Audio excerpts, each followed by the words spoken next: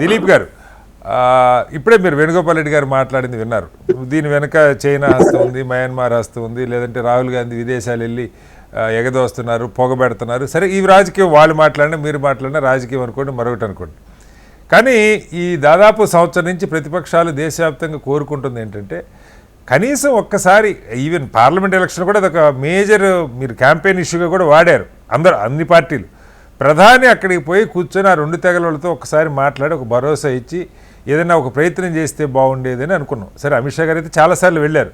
But somehow ఎన్నికలు అయిపోయినా అది నిరంతరాయంగా మండుతూనే ఉంది. సరే, మనకి పత్రికల్లో పతాక శీర్షికల్లో ఒకరోజు ఉంటే ఏదైనా వైలెన్స్ జరిగితే మనం మాట్లాడుకుంటాం, లేదంటే అక్కడ ఏం జరుగుతుందో మనకు తెలియదు. కానీ దాదాపు సంవత్సరన్నర కాలంగా కొన్ని వేల కుటుంబాలు ఇప్పటికీ శరణార్థి శిబిరాల్లోనే ఉన్నాయి సార్. అక్కడ దారుణాతి దారుణంగా రోడ్డు మీద ఆడపిల్లల్ని బట్టలు లేకుండా నిలబెట్టి తుపాకీతో కాల్చి చంపటం, దొరికిన వాళ్ళని దొరికినట్టు అత్యాచారం చేయటం, రెండు వర్గాల్లో చంపుకోవటం.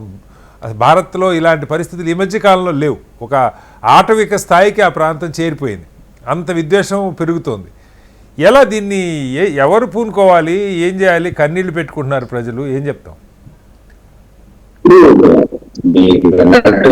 ఆ వీడియోస్ కానీ ఆ విజువల్స్ కానీ మనం చూస్తే అది భయంకరంగా ఉంటుంది. చిన్న పిల్లలను మహిళలను అన్నట్టు బట్టలు తీసి కాల్చే విధానం కానీ, ఆ ఇద్దరు గ్రూప్ల మధ్య జరుగుతున్నటువంటి ఒక పరాకాష్ఠకు చేరినటువంటి హింస కానీ, ఇది కంట్రోల్ చేయాల్సింది కేంద్ర ప్రభుత్వం. అక్కడ రాష్ట్ర ప్రభుత్వం అందులో వైఫల్యం ఉందనే విషయం అందరికీ తెలుసు.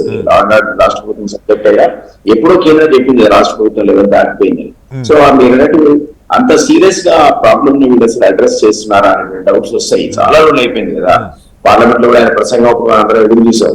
దాని గురించి ఏమైనా సుదీర్ఘమైనటువంటి ఏమైనా అజ్యూరెన్స్ ఏమైనా ఇస్తారేమో, వాళ్ళ ప్రజలకు స్వాంతన ఇచ్చే పద్ధతిలో ప్రైమ్ మినిస్టర్ మాట్లాడిన ఒక్కటే ఒక నిమిషం మాట్లాడారు. మనందరం అంత సీరియస్ గా తీసుకున్న సబ్జెక్ట్ ని ఆయన డిబేట్ లో ఒక్కటే ఒక నిమిషం కేటాయించాడు. దాన్ని ఆ పరిస్థితి కంట్రోల్ చేస్తాం, we are assuming the people of Manipur అన్నాడు తప్ప ఏమీ ఎక్స్ప్లెనేషన్ లేదు, ఏ విధంగా చర్యలు చెప్పారు కూడా చెప్పలేదు. అంటే అట్లాగా సార్, మీకు రాజకీయ పార్టీలకి దిలీప్ గారు ఏ 2 పార్లమెంట్ సీట్లే కదా ఉంటే ఏంది పోతే ఏందని ఉంటుందా, లేదా చిన్న రాష్ట్రం మిగతా దేశం పట్టించుకోదు అనుకుంటారా? ఇప్పటి ప్రాణాలు మణిపూర్లో అయితే ఒక లెక్క, ఢిల్లీలో ఒక నిర్భయ మానభంగం జరిగితే దేశమంతా హడావుడి జరిగింది, రాజకీయం తలకిందులైపోయింది. మణిపూర్లో రోజు ఒక నిర్భయ సంఘటన, రోజు 10 కొద్ది నిర్భయ సంఘటనలు జరుగుతున్నాయి దిలీప్ గారు.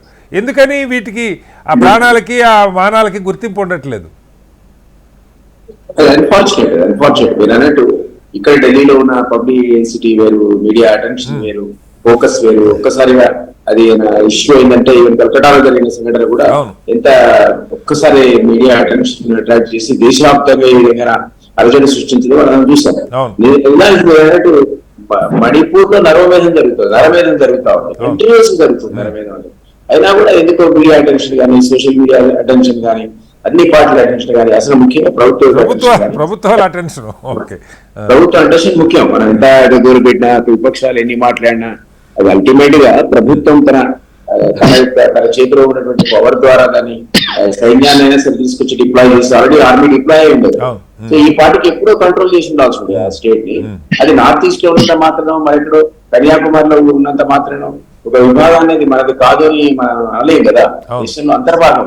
సో మన దేశంలో అంతర్భాగం అయినప్పుడు నార్త్ ఈస్ట్ లో యాక్సెసిబిలిటీ ఉండకపోవచ్చు, గుట్టలు ఎక్కువ ఉండొచ్చు, మనకు రోడ్స్ ఇన్ఫ్రాస్ట్రక్చర్ అనేది తక్కువ ఉండొచ్చు. కానీ ఇంత మాత్రం చేత అక్కడున్న ప్రజలు వాళ్ళు కాకుండా ఇవాళ బోల్డ్ అంత టెక్నాలజీ వచ్చింది కదా సార్. మనం పాకిస్తాన్లో వెళ్ళి సర్జికల్ స్ట్రైకులు చేసామంటున్నాం, డ్రోన్లు ఉన్నాయి.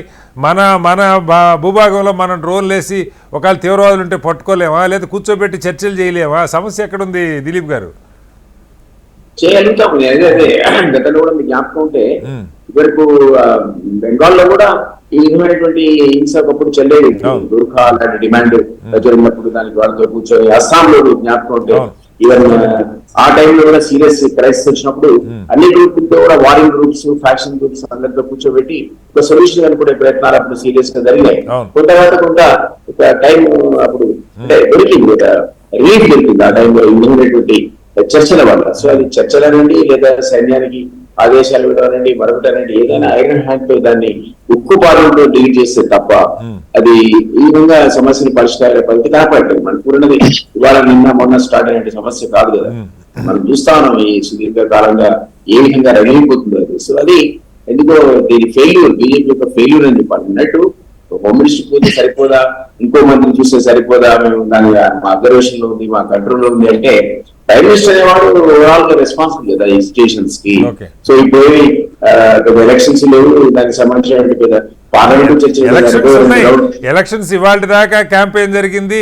నిన్న హోంమంత్రి గారు హడావుడిగా ఈ 15 ప్రాణాలు గాలిలో కలిసిపోతే ఆయన ప్రచారం రద్దు చేసుకుని వెళ్ళారని చెప్తున్నారు. అంటే మన ఎన్నికల్లో సారీ అది కాదు విషయం. అంటే ఇప్పటికైనా ప్రైమ్ మినిస్టర్ తన సబ్జెక్టు అక్కడ పోయి రిలీఫ్ స్వాతంత్రం చేకూర్చే మాట్లాడి వచ్చింటే బాగుంటుంది. అది జరగలేదు కాబట్టి ఒక రకంగా మరి అది నెగ్లిజెన్స్ అంటారా లేకపోతే అనేది పట్టించుకోవట్లేదు అంటారా, సరైనటువంటి రెస్పాన్స్ అయితే ఉందని అనిపించట్లేదు. డెఫినెట్లీ పక్క దేశం దేని మీద దృష్టి పెట్టిండొచ్చు, విదేశీ హస్తం ఉంటే ఉండొచ్చు అక్కడ జరుగుతున్న అల్లరిలో. మనం కాదని నార్త్ ఈస్ట్ స్టేట్స్ ఉన్నటువంటి ప్రాబ్లం ఇది, వేరే ప్రాబ్లం. ఇప్పుడు కూడా ఆ పక్కన ఉన్నటువంటి దేశాలు ఎప్పుడు ఇక్కడ ఏ విధమైన సంక్షోభం వస్తుందని దాంట్లో అగ్నిలో ఆజ్యం పోసే ప్రయత్నం చేస్తుంటే దాని వాళ్ళు మాడుతున్న సంప్రదాయం అది మనం కాదని, కానీ వీటన్నిటితో సమానంగా వాటిని అధిగమిస్తూనే ఇక్కడ ఉన్నటువంటి ప్రజల ప్రాణాలు ఆస్తులు రక్షించాల్సిన అవసరం ఉంటుంది. కేవలం 2 ప్రజల మధ్య గొడవ కింద చూస్తే అది అల్టిమేట్ సొల్యూషన్ కాదు కదా.